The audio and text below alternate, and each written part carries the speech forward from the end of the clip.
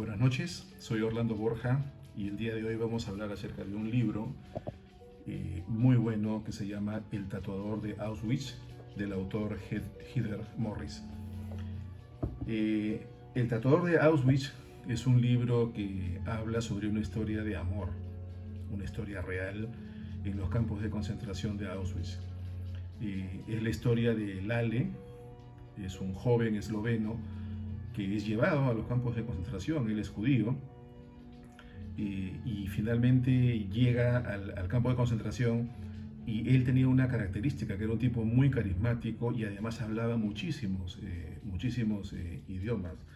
Entonces él empieza a hacer los trabajos normales que tiene en el campamento, logra hacer muchos amigos, logra, digamos, hacer también algunas amistades con algunos de sus cuidadores, con sus capos, hasta que cae muy enfermo. En ese tiempo en los campos de concentración era muy frecuente que la gente sufra de tifus. A él le da el tifus, estaba muy enfermo, estaba caminando por uno de los centros y en una de esas ve que en un bus estaban metiendo a mucha gente metían al bus abarrotados, y luego de que estaba abarrotado cerraban las puertas, un soldado subía a la escotilla y les rociaba un gas letal que los mataba. Esa experiencia lo dejó a él muy traumatizado.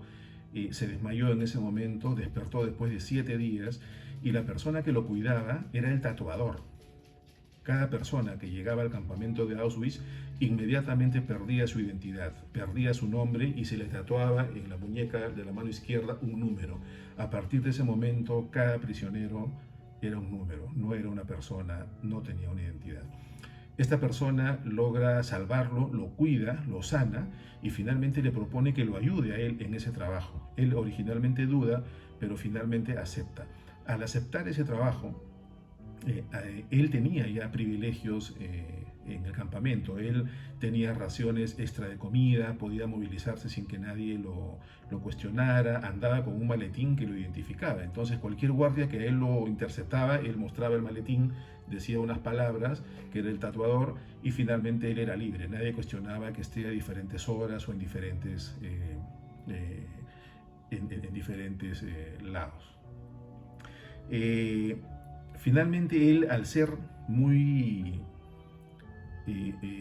carismático, muy amiguero, era muy observador, muy observador. Y descubre que había personas trabajando en lo que él llamaba una pared roja. Decide acercarse con la libertad que él tenía y preguntar a un par de obreros, que eran papá e hijo, que trabajaban ahí, y le decía: pero ustedes no tienen ropa de prisioneros. Y ellos le dijeron: no, nosotros no somos prisioneros, nosotros somos gente del pueblo que venimos a trabajar y en la noche nos vamos a nuestras casas. Entonces estas personas tenían acceso a mayor comida. Él descubre que puede tener la comida por allí, pero no tenía cómo pagarles. Paralelamente, hace amistad con unas chicas también prisioneras del campo de concentración de Birkenau. Estas chicas se dedicaban a recepcionar todas las pertenencias que le quitaban a los judíos que iban llegando a los campos de concentración. Entonces ahí habían muchos tesoros, habían joyas, y las chicas las tenían. Lale logra hacer amistad, repito, con ellas, y les promete que a cambio de que él les dé las joyas, él les llevaría comida. Entonces al final empieza a hacer ese negocio, como que contrabandeando comida por joyas. Él recibía las joyas, se lo daba a estos dos señores, ellos le traían comida, él le llevaba la comida a las chicas y además llevaba comida adicional a gente de otros pabellones. Entonces, de alguna forma, él tenía un trabajo altruista ahí. En su trabajo de tatuador, llega a conocer a Gita, una joven de la cual, estando tatuándole el brazo, levanta los ojos, la mira y se enamora perdidamente a primera vista en ese momento. Logra hacer muchas peripecias para estar en contacto con ella, y como él había logrado hacer amistades, su cuidador, que era un soldado alemán, llega a tener mucha confianza con él, y él se da cuenta que él está enamorado de la chica, y este soldado le propone ser el enlace, ¿no? Le llevaba cartitas, le llevaba recados, y entonces empieza a nacer ahí un romance, ¿no? Y finalmente le llevaba comida extra.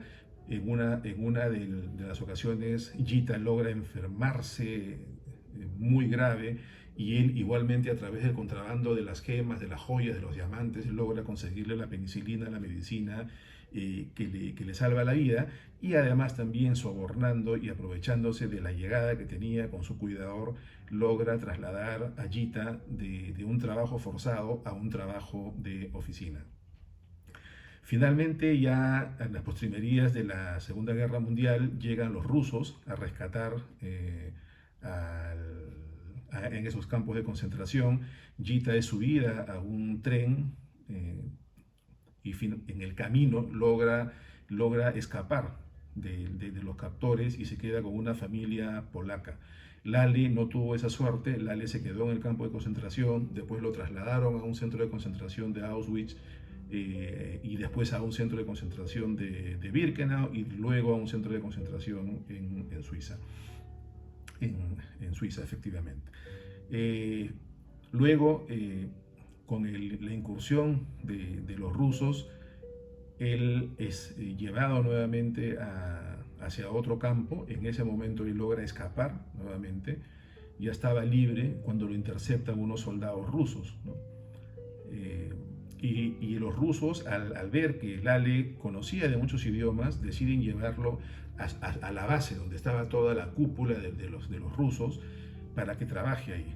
Finalmente no querían que trabaje, lo que querían era que él, aprovechando los idiomas, sea un proxeneta para ellos, ¿no? Él iba al pueblo, traía a las chicas, porque los rusos, los jefes, tenían fiestas todas las noches. Logra igualmente hacerse de confianza de los rusos, logra tener algún dinero, se escapa y decide buscar a Gita, ¿no? Estaba muchas semanas en las estaciones de ferrocarril preguntando por ella, hasta que finalmente logra encontrarla en uno de los pueblos. Ellos logran casarse, el esposo, logran hacer una pequeña fortuna, pero nuevamente las pugnas de los comunistas hacen que su vida se vea en peligro, y finalmente él es tomado preso, ¿no? Está preso, y Gita, que ya había aprendido mucho de Lale y tenían el dinero, logra sobornar a unos médicos, a unos guardias, para hacer pasar a Lale como un loco, y que tenía él que estar libre como para poder ver la forma de que se pudiera recuperar. Él sale del,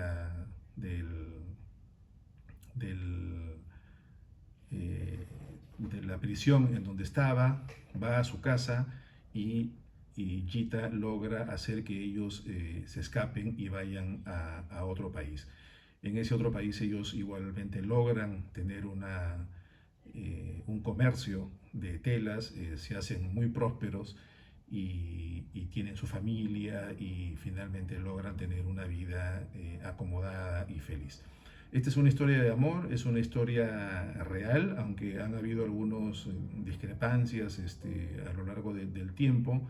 Igualmente es una historia de resiliencia, que realmente vale la pena leerla. Así es que nuevamente les dejo acá con este libro, El tatuador de Auschwitz, nuevamente muy recomendado.